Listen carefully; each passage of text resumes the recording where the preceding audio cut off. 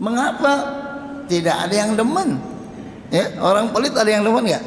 Nggak ada. Bininya juga kagak demen, anaknya kagak demen. Ya. Ya. Di mana aja kita lagi makan datang orang pelit, kagak enak juga. Ya. Nggak ada yang demen, kehancuran gitu. Dan hidupnya nggak terhormat, nggak ada orang yang hormat namanya orang pelit. Ya. Tapi kalau kebalikannya dermawan, di mana saja orang senang.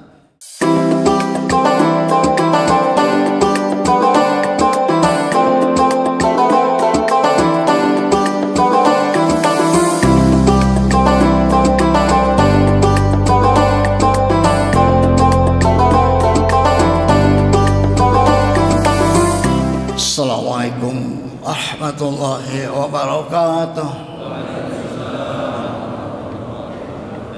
Alhamdulillah wa syukurillah, dengan izin Allah kita bisa hadir kembali di majelis Islam kita ini. Mudah-mudahan niat dan amal kita diterima oleh Allah SWT. Amin ya rabbal alamin.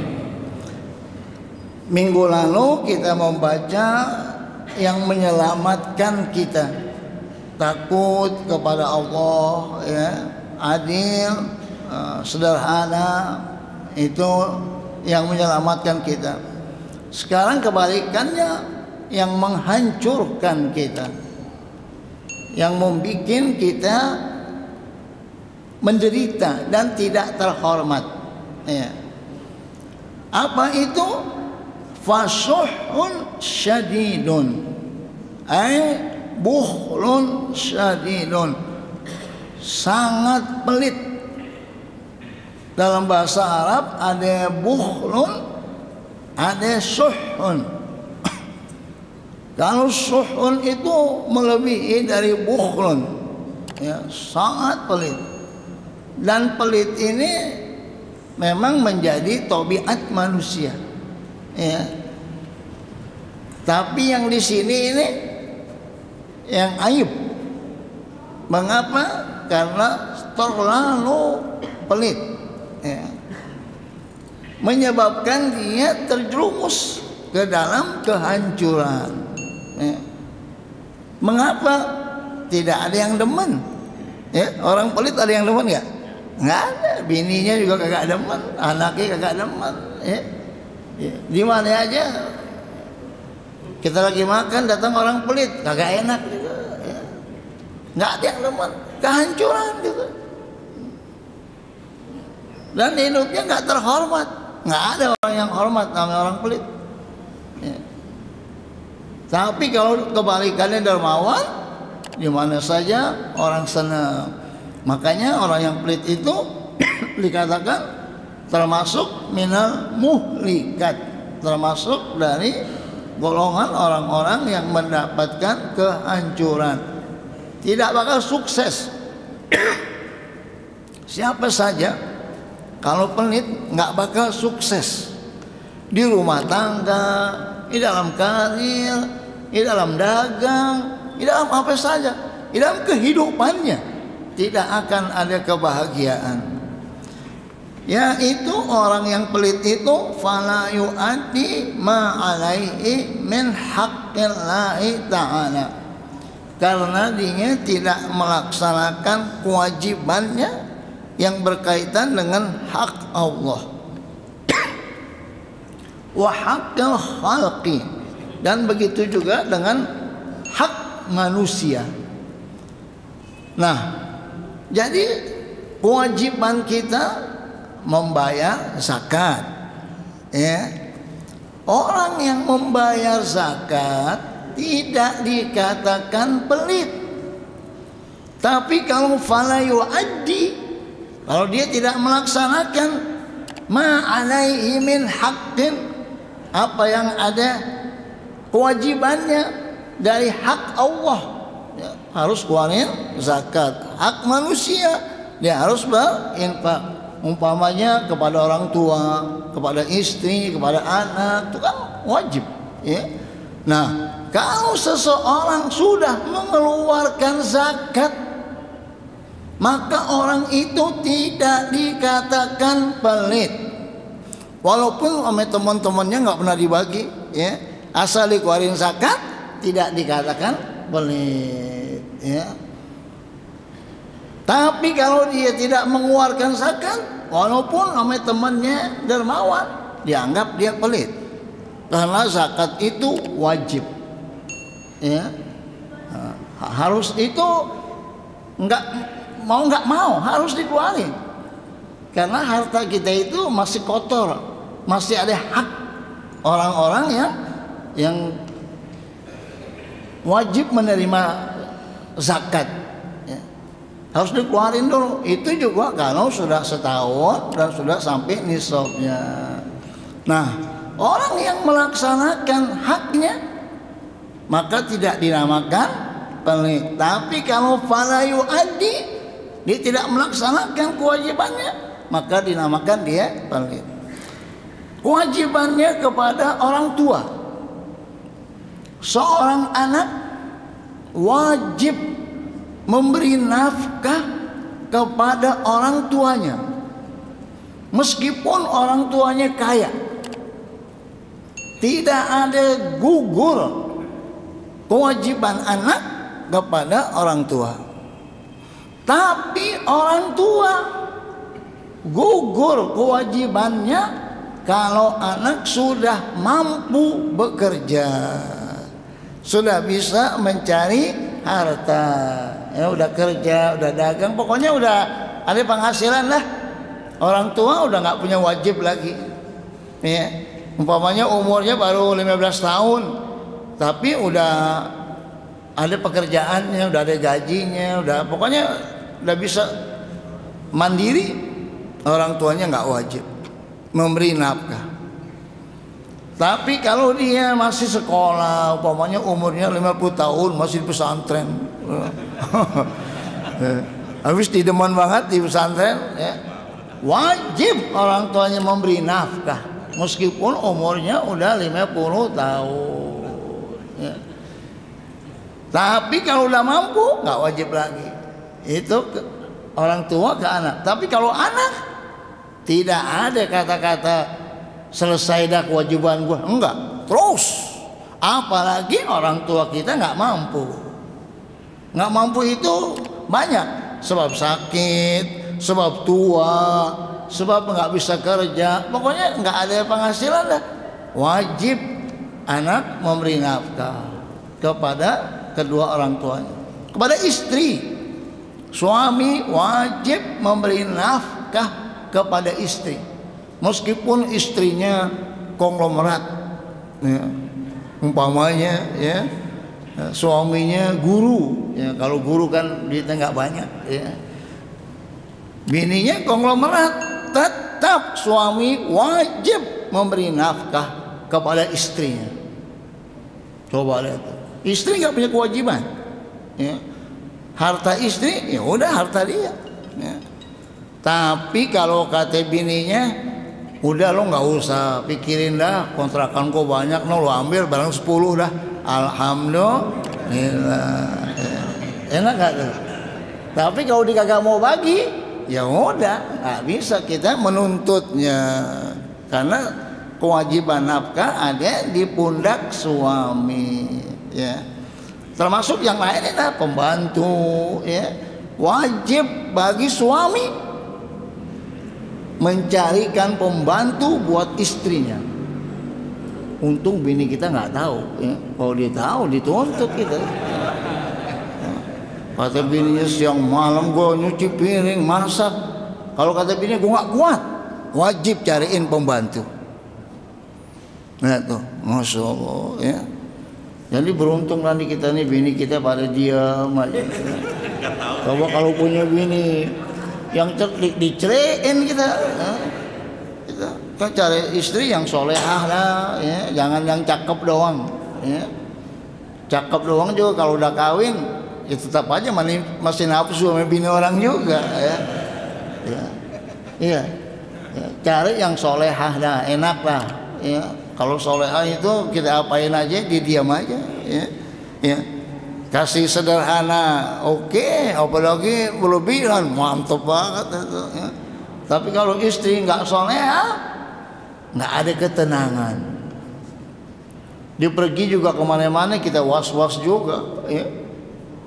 Tapi kalau soleha aman kita. Dia pergi kemana juga, dia nginep juga di rumah siapa aja, tenang kita. Itu nih, ini bagi yang belum kawin, ya, cari yang soleha. Atau yang mau kawin lagi, cari yang soleha, ya. Jangan hanya yang cantik saja. Yang bagusnya sih yang cantik, yang kaya, yang keturunan bagus, yang soleha. Nah itu tuh 4 itu. Kalau dapat hebat dah tuh. Ya. Tapi kalau memang kagak juga, yang ada agamanya aja dah, ya. Enak, jadi tenang, ya. Karena bini itu yang mau bikin kita nggak tenang, ya. Jadi kelihatan nih kalau mukanya berseri-seri berarti bininya soleha, ya. Kalau yang kelihatannya ketakutan mulu, nah itu mau sedih. Jadi suami wajib memberi nafkah kepada istri. Semuanya, sakit pun ada pendapat wajib suami yang membiayainya.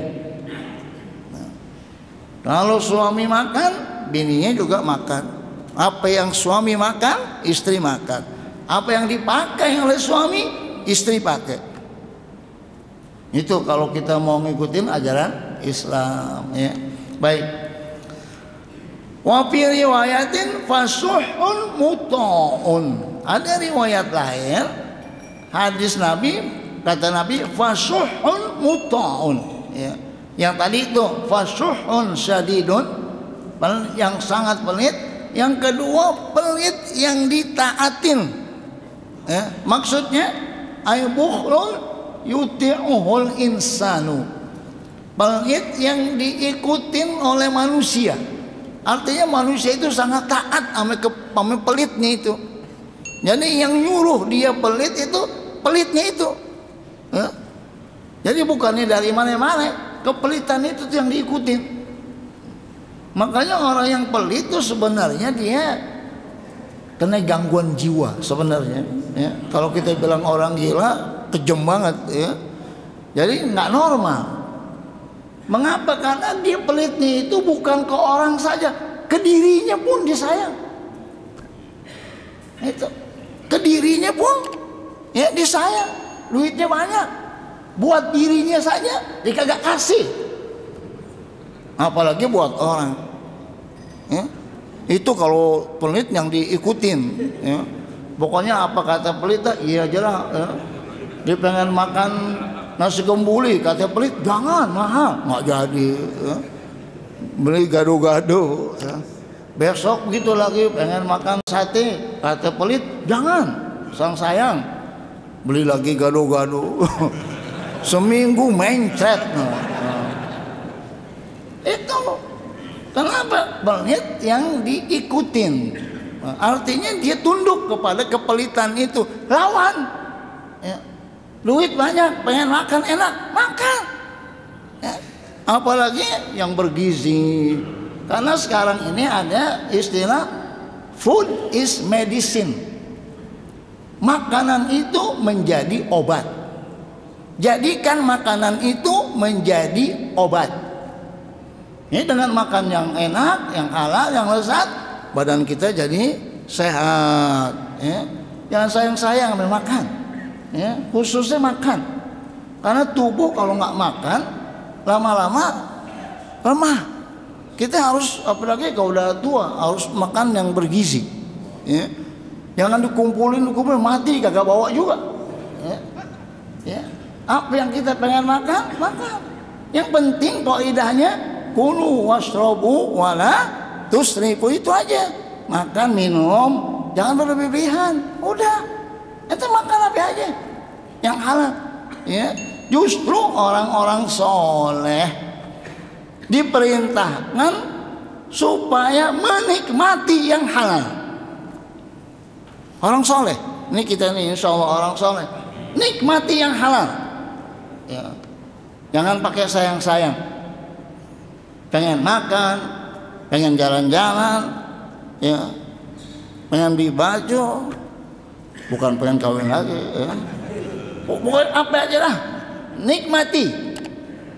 jangan sampai kita menderita, sayang. Itu makanya sebenarnya dia nggak sehat fisiknya, bukan fisik, psikisnya, mentalnya sakit. Nah itu ngobatinnya bagaimana? Ngobatinnya melatih untuk berinfak. Makanya di setiap majelis taklim tuh ada diedarin itu latihan untuk menginfakkan, latihan untuk tangan ini. Kalau udah tua genggam susah, ya. Kalau lagi semutan nggak bisa begini. Kalau udah tua, kalau masih muda sih, udah tua megang udah susah, ya. Terlepas lagi, megang terlepas lagi. Seakan-akan dunia nih kita mau lepas lah, ya. Udah tua, ya. Megang duit udah gak kuat, terlepas mulu, ya. Terlepas bukan serkain, hilang, jatuh. Nah, lepas. Nah itu dengan melatih berinfak, bersedekah. Dikit-dikit dulu, dikit-dikit latihan. Dengan sebab dilatih nanti terbiasa. Paling susah bersedekah, paling susah. Ya. Nah, jadi semua manusia, ya, pasti sayang dengan hartanya. Jadi taat yang pelit yang ditaatin, pelit yang diikutin. Amma law kana al-bukhlu mawjudan fin nafsi, adapun pelit yang ada pada diri setiap manusia, ya, ghairu muta'in, dan dia tidak taat sama kepelitian yang ada pada dirinya, fala yakunu muhlikan, maka orang itu tidak akan binasa, nggak akan hancur, nggak akan hina. Apa itu? Pelit yang sudah ada pada tiap-tiap diri kita. Itu yang kata Allah, wa uhdiratil anfusus syuhha. Dan tabiat manusia pelit. Itu semua dari sejak kita lahir udah ada pada diri kita sifat pelit. Ya, itu normal dan itu semua. Ya, kalau semua dermawan ini mati kita. Maka ada sifat pelit pada tiap-tiap orang. Pelit itu suatu yang normal, bahkan mahmud, terpuji. Dengan syarat dia tidak taat sama kepelitannya. Cuman memang sudah ada dalam dirinya sifat pelit. Dan itu kata Allah tuh, wa uhdiratil anfusus syuhha, dan Allah berikan kepada tiap-tiap orang memiliki sifat pelit. Suami dapat bagian, nah warisan, pasti dia pelit. Dia nggak mau kasih kepada bininya. Bini begitu juga dapat bagian, dia nggak mau kasih suaminya. Ya, ada nggak ya kata bini, ini warisanku banyak, ambil semuanya, ada nggak? Nggak ada, nggak ada. Saudara sama saudara begitu juga. Ya, abangnya sama adiknya, kata adiknya, bang, ini warisan buat abang semuanya dah, ada nggak? Nggak ada. Anak kecil aja, sama saudaranya pelit banget. Ya. Anak kecil kembar itu, ya, kembar mirip dah. Itu ngambil kedot aja berebut. Coba, ya. Dihisap sama dia, diambil lagi sampai nangis dua-duanya. Masih kecil udah tahu, mainannya diambil, marah dia, nangis. Itu normal, itu namanya jubullah. Memang sudah ada pada tiap-tiap orang sifat pelit, udah ada ini pada semuanya. Itu nggak ada masalah. Tapi yang jadi masalah ini adalah pelit yang ditaatin. Nah, bagaimana pelit yang nggak ditaatin? Ketika dia mendengar kata Allah, wa anfiqu fi sabilillah, infakkanlah di jalan Allah, diikutin, dia jadi berinfak. Padahal tabiatnya sayang, tapi karena diikutin perintah Allah, maka dia kalahkan sifat pelitnya itu. Tapi kalau dia taat sama sifat pelitnya, biar firman Allah dibacain 10 kali juga kagak nempan. Ya. Biar dikatakan masalul ladzina yunfiquna fi sabilillah kamatsali habbatin anbatat sab'a sanabil fi kulli sumbulatin mi'atu habbah wallahu yudha'ifu liman yasha. Kagak nempat kalau dia ngikutin tabiatnya. Tapi kalau dia ngikutin kata Allah, oh iya benar ya, yang berinfak itu diumpamakan satu biji tumbuh 7 ranting, tiap-tiap ranting 100 biji lagi, jadi 700. Satu biji dapat 700. Dan Allah yudha'ifu liman yasha, dan Allah lipatkan sekehendak Allah. Bukan 700 saja, lebih dari 700, tergantung keikhlasan kita. Yang kasih motor nanti dapat mobil kijang katanya tuh ya. Makanya pergi ngaji bawa motor pulang jalan kaki katanya. Yang bawa mobil begitu juga ya, pergi ngaji bawa mobil pulang jalan kaki. Udah gitu gerutu mana dia kagak dapat. Bukan begitu caranya. Itu sih namanya itu orang yang pamrih namanya itu ya, kayak orang main judi ya, ngasih motor dapat mobil, itu kayak judi namanya. Kalau kita sedekah tuh pahalanya bukan berbentuk benda, pahalanya ya.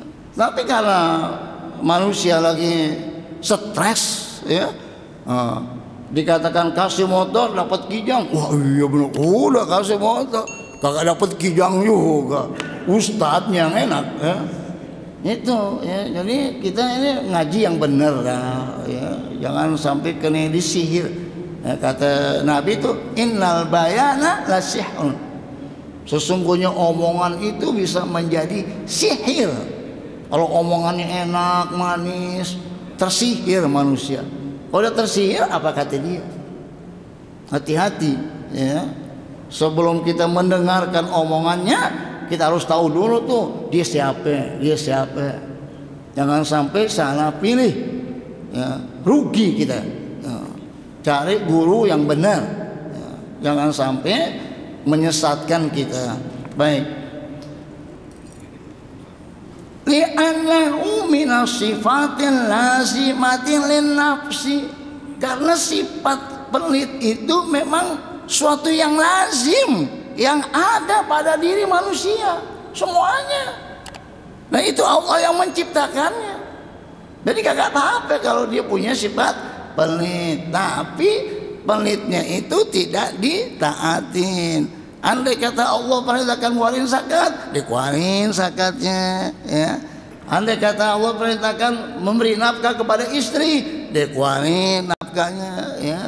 Jadi sesuai dengan kemampuannya ya. Kalau suami kaya ya nafkah ke bini banyakkan gitu ya. Kalau ya, suaminya sederhana sedang ya nafkahnya sedang gitu ya. Jadi paling tidak itu 1 minggu sekali bini makan daging, seminggu sekali. Daging ayam ke, daging kambing ke, daging sapi ke. Jangan lewat 40 hari istri tidak makan daging, karena akhlaknya jadi sangar katanya ya. 40 hari nggak makan daging, gimana nggak stres itu ya. Jadi hitung lah, dekat-dekat mau 40 hari beliin dah tuh daging ya. Kalau nggak dia tetelan aja beliin ya. Pasti itu. Ini kalau kita pengen hidup mengikuti cara Islam ya. Kalau suaminya kaya, makannya buat bini enakan dikit gitu ya, supaya apa? Supaya rumah tangga tenang, makmur. Jangankan istri kita, istri Rasulullah saja masih menuntut seperti bini, kayak bini-bini orang lah begitu ya. Kata Rasulullah, kalau kamu mau ikutin saya ya begini kan nih, tapi kalau kamu nggak ikutin saya ceraiin gitu. Berani nggak tuh bilang mau bini begitu ya? Gue hidup gue begini dah nih, kalau mau ikutin gue iya kesini, tapi kalau lu nuntut lebih gue ceraiin dah lu gitu. Berani nggak? Nggak berani, karena kalau dikawin lagi mahalnya kagak ada ya. udah biarin deh, ini aja dah gue pakai juga. Ya. Jadi istri tidak boleh menuntut kepada suami yang melebihi kapasitasnya. Jadi istri harus memahami keadaan suami. Suami juga jangan terlalu pelit. Makanya di zaman Nabi ada perempuan nanya, bagaimana kalau saya mencuri harta suami? Mengapa? Karena suaminya pelit. Kata Nabi, kalau buat sekedar makan aja nggak apa-apa, gitu ya. Tuh. Jadi saking pelitnya itu untuk makan aja gak dikasih. Jadi ambil untuk beli beras, beli gula, begitu. Buat sekedar buat makan doang, ya. Jangan ambil semuanya, ya. Nggak boleh. Jadi itu kenapa? Udah terjadi di zaman Nabi. Kalau nggak salah Abu Sofyan Nabi itu ketahuan, terus tahu saking pelitnya, sehingga lapor kepada Rasulullah SAW, bagaimana kalau saya colong aja duitnya, gitu ya. Jadi istri tidak boleh mencuri harta suami. Suami gitu juga nggak boleh nyolong harta bini, ya. Emasnya dijualin mulu umpamanya, nggak boleh, ya. Baik. Yang kedua, wahawa muttaba. Hawan muttabaun, nafsu yang diikutin. Tadi pelit yang diikutin, sekarang nafsu yang diikutin. Bi ayat ba'a ma ya'muruhu bihi hawahu, dengan mengikuti apa yang disuruh oleh nafsunya. Ini di dalam tubuh kita semua nafsu semua, ya. Bahkan memang sudah Allah bikin. Ya, zuyina linnasi hubbus syahawati minan nisa'i wal banina, ya kan? Nah, terus ada tuh, itu sudah ada memiliki nafsu kepada perempuan, kepada anak, kepada harta, emas, perak, ya, kepada pertanian, kepada peternakan, tabiat manusia semua, ya, sudah ada. Tapi nafsu itu dikendalikan. Kalau nggak punya nafsu mati kita. Jadi bagus, ya, ada nafsu, tapi nafsu itu jangan ditaatin. Orang yang ngikutin nafsu nggak ada yang sukses, nggak ada yang sukses. Orang yang mampu mengendalikan nafsu pasti dia sukses. Karena kata Allah, wa amma man khafa maqama rabbih wa nahan nafsa anil hawa fa innal jannata hiyal ma'wa. Orang yang takut kepada Allah. Yang kedua, mengendalikan nafsu. Surga tempat tinggalnya. Nah, surga di akhirat, di dunia dia sudah dapat surga dunia. Dia takut kepada Allah dari berbuat maksiat, ya, dari azabnya, ya. Wa nahan nafsa 'anil hawa, ditahan dirinya dari ngikutin nafsu, surga dunia dia dapat. Ini kebanyakan kita ini terjerumus kepada ngikutin nafsu. Ya, nafsu tuh umpamanya malas, nafsu nggak? Nafsu, pengen rebahan aja, ya. Justru rebahan itu nggak bagus. Mahathir itu umurnya berapa ya Mahathir? 90 ya? 90 tahun apa itu? Ya, Perdana Menteri Malaysia kan? Mahathir itu masih bawa mobil. Masya Allah, 90 tahun masih cerdas. Itu bagaimana itu dia? Dia nggak pernah diam, bergerak. Nggak pernah tiduran, bergerak aja, jalan apa, baca buku, nulis TTS, pokoknya otaknya dihidupin, sehat. Ini tiduran, bengong aja, mati otaknya. Iya, nggak ngomong, diem aja. Saraf-sarafnya mati. Ini harus dilatih, ngomong, ngobrol sama teman-teman, supaya saraf-saraf otak kita hidup. Kalau diem aja, mati dia. Sekali, dua kali mati, ratusan ribuan saraf mati, ya udah. Daya ingat kita lemah.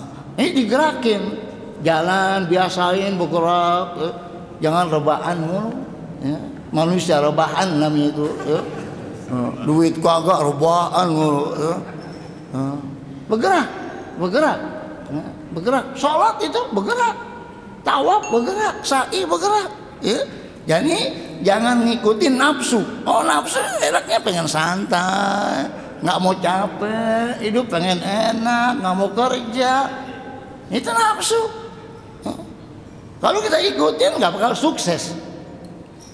Ada percobaan di Amerika. Oh Amerika negara maju. Ya. Ada anak kecil di TK. Ya. Itu diuji, semua dikasih roti. Terus kata guru jangan makan roti ini kecuali nanti jam sekian jam sekian. Nah, udah itu diikutin tuh anak tuh sampai SD, SMP terus sampai kuliah. Anak yang taat sama gurunya dan tidak makan roti itu sampai batas yang telah ditentuin, rupanya jenjang karirnya sukses. Tapi anak-anak yang kagak taat, ya belum waktunya roti udah pada dimakanin itu, nggak ada yang sukses hidupnya. Lihat tuh bagaimana itu dari mulai SD, SMP, SMU sampai kampus diikutin tuh oleh peneliti itu sampai puluhan tahun tuh. Rupanya orang-orang anak-anak yang masih TK dulu tuh yang disuruh tahan, jangan makan dulu sampai sekian-sekian jam sekian, ditahan tuh dia yang sukses. Karena dari kecil sudah mampu mengendalikan nafsu. Nafsu yang bikin kita terjerumus. Ya, udah kaya masih nafsu korupsi, ketangkep KPK, hancur nggak? Hancur. Padahal hartanya udah miliaran, rumahnya bertingkat-tingkat, mobilnya banyak banget. Ya. Ngikutin nafsu, korupsi, ketangkep, mendem 10 tahun. Ya, itu. Masya Allah.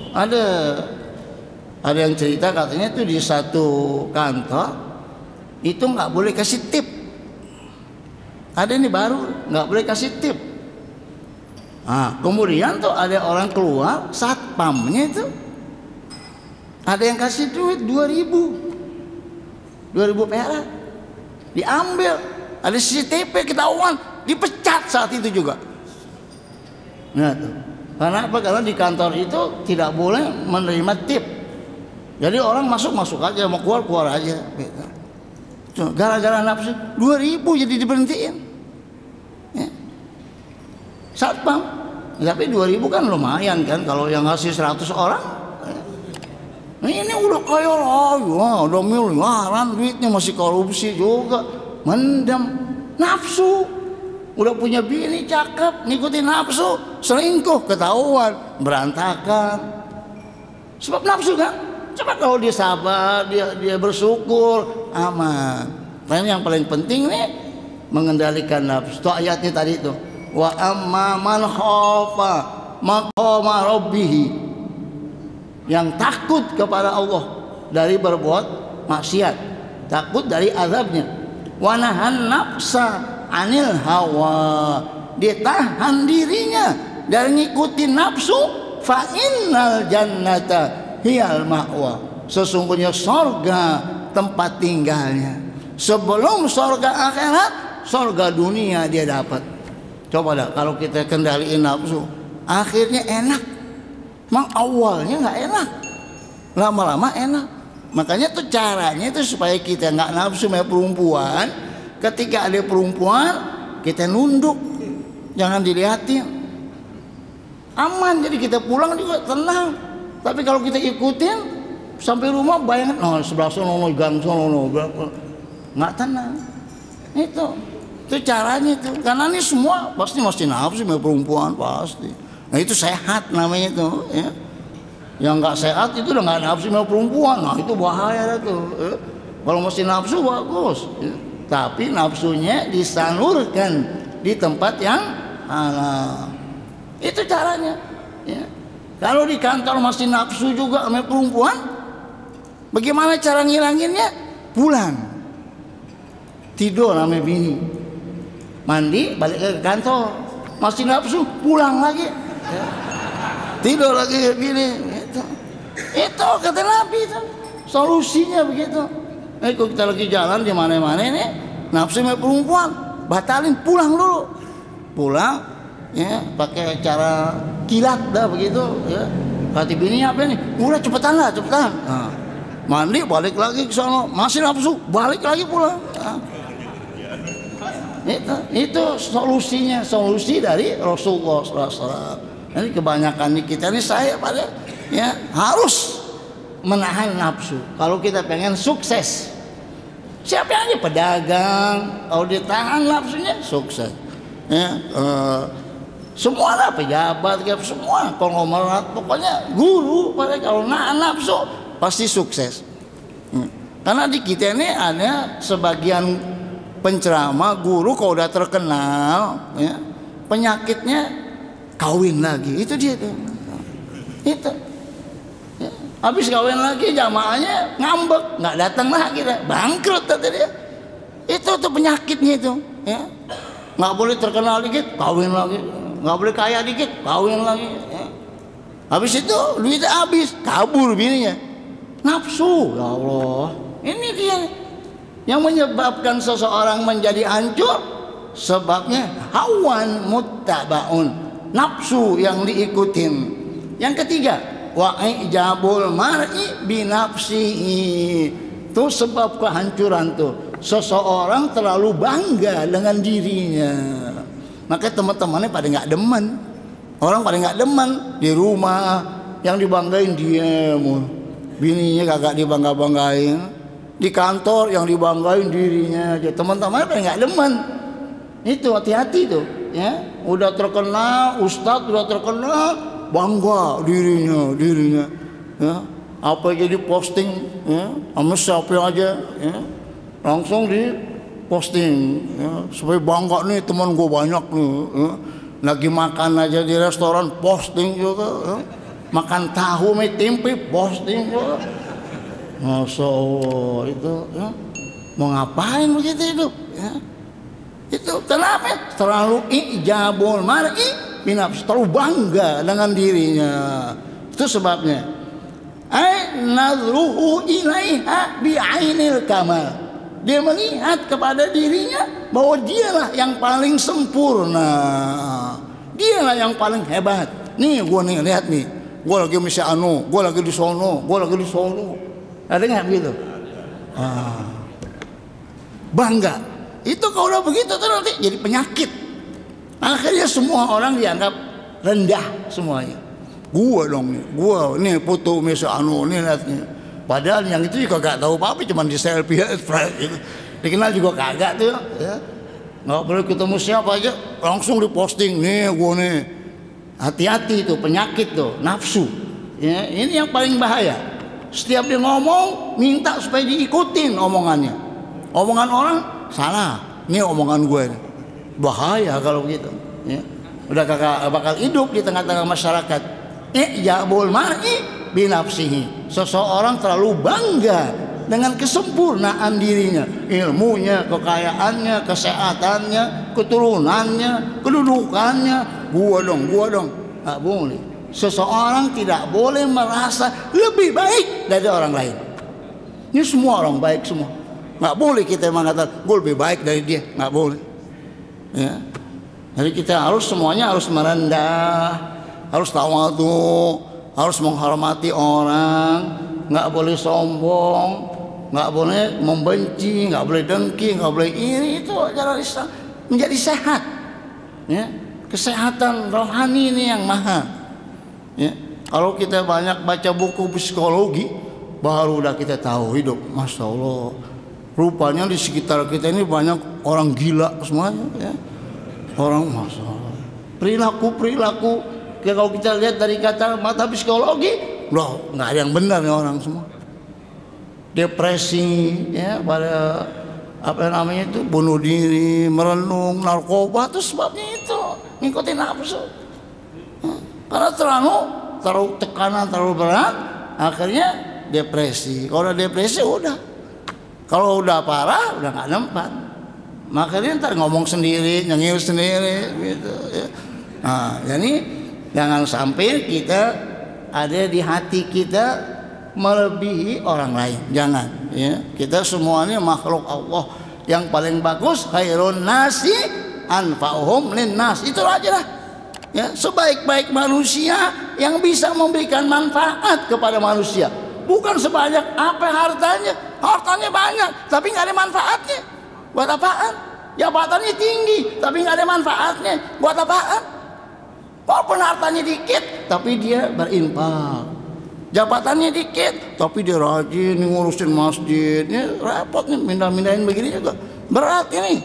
Kita sih enak tinggal ngeliatin loh. Ini mindahinnya berat nih, 2 orang. Angkat-angkat gini, nyiapin ginian pada ini berat. Ini dari jam 2 udah pada bangun. Tukang-tukangnya masak udah pada bikin. Kelihatannya ringan, tapi kalau kita perhatiin berat. Jadilah orang yang baik. Enak. Kalau kita suka berbuat baik, badan kita sehat. Ya Allah, di Eropa sekarang orang yang sakit disuruh sedekah. Itu orang-orang kafir. Obatnya itu bersedekah. Dan itu sudah dikatakan oleh Nabi, da'u mardakum bisadaqah. Obati yang sakit dengan sedekah. Ketika kita memberi, kita girang. Ketika kita girang, semua darah jalan lancar. Wah. Coba merah berseri-seri. Ketika kita girang, kita kasih orang, kita girang, darah kita segar. Tapi kalau kita pelit, sempit tuh, darah makin jalannya makin susah karena kita saking pelitnya. Akhirnya darahnya susah, dipaksain pecah, petot mulutnya dah, miring jalannya dah. Itu sebabnya itu ya. Jadi jangan sampai kita memiliki ijabul mar'i binafsihi, merasa bangga, yaitu ma'anis yani ni'matillah, dalam keadaan dilupa dengan nikmat Allah, wa ma'al amni min zawaliha, dan dia merasa aman bahwa kesempurnaannya nggak bakal hilang, nggak bisa. Kita pasti bakal tua, kita bakal sakit, kita bakal lemah, jabatan kita pasti bakal kita lepas, semuanya. Jangan kita merasa, oh nggak mungkin dah gue tua, nggak mungkin dah gue sakit, nggak mungkin dah gue lemah. Enggak. Watilkal ayyamu nudawiluha bainan nas. Hari-hari kami gilir di antara manusia seperti roda. Kita kadang-kadang di atas, nanti kita turun ke bawah, yang di bawah naik ke atas, begitu. Jadi kalau kita nabung berbuat baik, nanti saat kita ada di bawah, orang bantuin. Ketika lagi di atas, kita bantu orang. Nanti kita giliran di bawah, yang di atas bantu kita. Itu dia, memberi manfaat kepada manusia.